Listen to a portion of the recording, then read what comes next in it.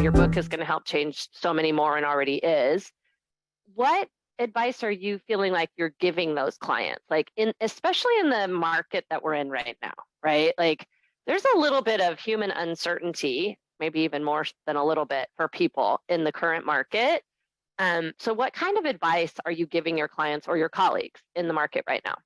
Maybe there's a story or someone that you've helped that we could hear about.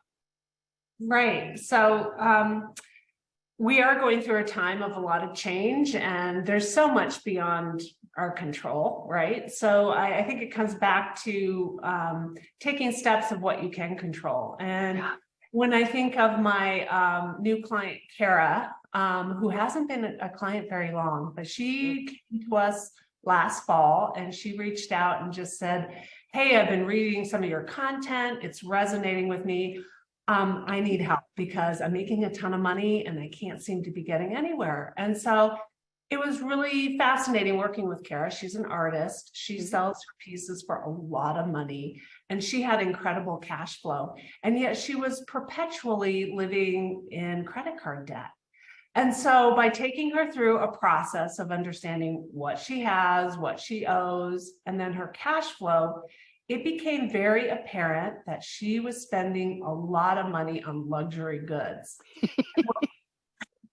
And what was interesting about Kara is, like, she wasn't in a relationship. She's an internal person. She doesn't even socialize, right? And so through our discovery, like, of course, the numbers are easy to look at, but it was more like helping to understand the patterns. And so what was revealed was she said, well, I work so hard in my studio. I create these masters. At the end of the day, I'm so wiped out that I have my dog I come home to, but I come home and I want to give myself a gift. So I go online and I buy some beautiful shoes or a handbag. And then when that package arrives, it's like me giving a gift to myself. Oh.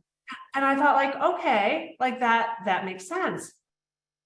But when I showed her that stuff was keeping from doing what she wanted to do, which was building financial security and having some options for her retirement, she was in her 50s, right? So she had, so what we were able to do is replace that emotional need with something else. And what I pointed out was, hey, you're paying this much in rent to your landlord, and you're paying this much in luxury goods.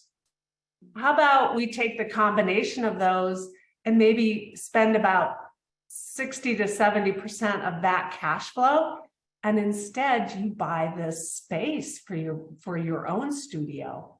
And she put it up. She was like, holy smokes, I've always wanted to own real estate and build equity and pay myself. And it was like that shift that she now owns. She's bought, well, she's in the process of buying. Her costs are under control. I just saw her last week, and she's like a new person. She has so much self-respect. It's like it was permission to treat herself with respect. She was worthy of being the landlord paying herself rent.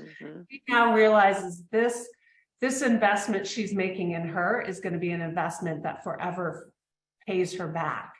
And also what's interesting is she also feels like she no longer is looking externally for other people to solve her situation. She's single. She now feels like she's in a space where she can be ready for a meaningful relationship. She doesn't have to be taken care of, and she doesn't want, she can be an equal. And so it's only been like 5 or 6 months she's been a client. And I think it's already like her life is off and running. And that's the magic of what we do, and the products and advice we give people. Like, it makes a difference. We all have different goals. We all have different needs, and to have meaningful individual advice is just transformative.